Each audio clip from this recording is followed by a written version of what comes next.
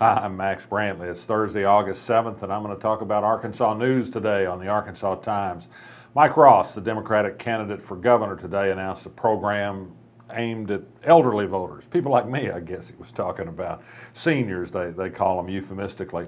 A lot of this was feel-good stuff, consumer protection sort of thing, but the program begins with one extremely important issue that's worth everybody paying attention to.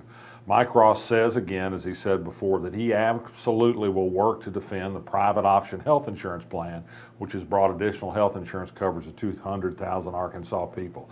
It is, of course, a facet of Obamacare, the Affordable Care Act, and so is radioactive with some politicians. But Mike Ross is for it, and it makes perfect sense. It's brought tremendous benefits to individuals, plus all the people who provide them services.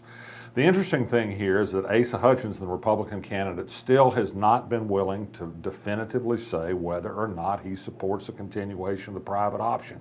Now, we know that he does. He has to. The state budget can't exist without the tens of millions of dollars that money is bringing in. But Asa Hutchinson is afraid of angering his base voter by saying he's for something that resembles Obamacare.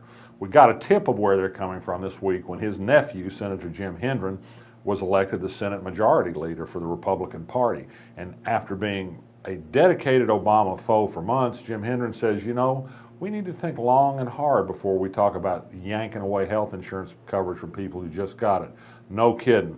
But it's not good enough for Ace's people to keep telling me, whispering and winking that, well, don't worry, Ace is going to be for this. He's got to stand up and be a leader and say flatly that he's for it.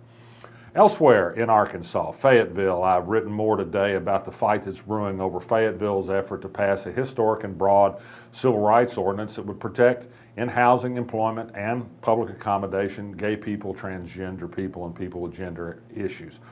The ordinance likely will pass. It'll be voted on August 19th. The Family Council, which is a conservative religious group, is raising a huge ruckus about it.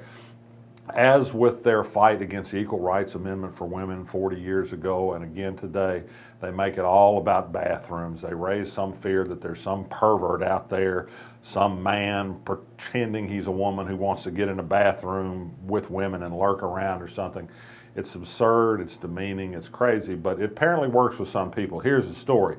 This ordinance will pass. The Family Council will get a petition drive to put it on a ballot. A civil rights effort in Fayetteville 16 years ago failed on a referendum vote. We hope attitudes perhaps have changed in favor of equality today. We'll see in the months ahead.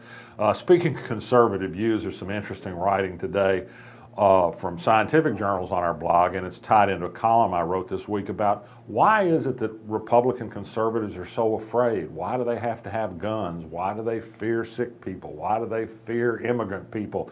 Sort of some interesting scientific research on whether there's a biological trait that somehow spurs fear in people that decides how they turn out to be politically. Interesting.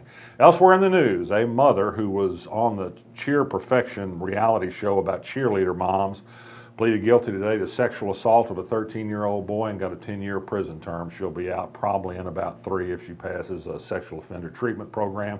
And finally, of personal interest to me, one of my favorite political characters, Jill Republican Dabbs, the mayor of Bryant, a very colorful and controversial figure in a somewhat chaotic first term as mayor, apparently plans to run for re-election, but she's drawn an opponent, an alderman, who's fought with the mayor vigorously for the last 4 years. So perhaps we'll have some good local politics to watch in Saline County.